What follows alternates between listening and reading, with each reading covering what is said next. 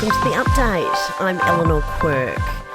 The mother of an Australian man living in LA says her son shouldn't have died in the fires. Former child actor Rory Sykes, who was born blind with cerebral palsy, couldn't be saved when flames engulfed his cottage on the family's Malibu estate.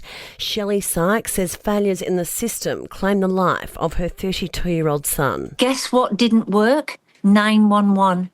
All the phone lines were down. It was my baby. And he died needlessly.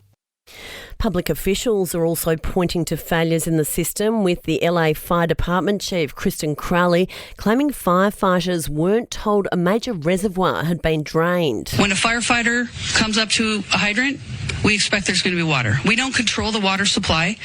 Our firefighters are there to protect lives and property. Did the city of Los Angeles fail you and your department and our city?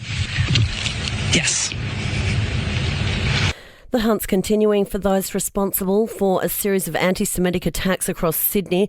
Another synagogue and a home are the latest targets of offensive graffiti. Police also believe the offenders tried to start a fire at the Newtown Temple. Jewish Board of Deputies President David Ossip says something needs to change. This isn't just vandalism, this is a sustained campaign of intimidation, harassment and menacing of the community. The Australian Bankers Association says Facebook parent company Meta is putting users at risk by failing to remove pages seeking and selling so-called mule bank accounts. Chief Executive Anna Bligh says the scam ads encourage unknowing users to sell or rent their bank accounts, which are then used for criminal activity. So it will mean more accountability for banks, but it will also mean more accountability for telecommunications companies and, importantly, social media platforms where far too much of this activity is happening. Sport and entertainment are next. To sport, and Thanasi Kokonaka says he still has a few things to work through to be ready for his opening match at the Australian Open. Kokonakis is scheduled to take to the court on Monday. Meanwhile, he says he'll be doing all he can to line up with Nick Kyrgios in the doubles. I think both of us kind of made a little bit of a pact on this. We're seriously hurt, like badly. We're going to try and come out there, even if we're not feeling great. To entertainment and returning to the fires in California, where Jennifer Garner has rolled up her sleeves to support her neighbours whose homes have been destroyed.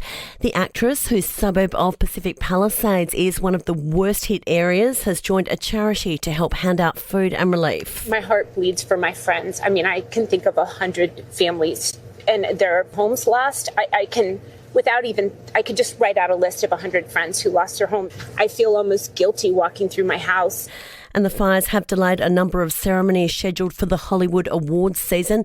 The Critics' Choice Awards, scheduled for tomorrow, has been pushed back 2 weeks, while the announcement of the Oscar nominations has also been rescheduled for later this month.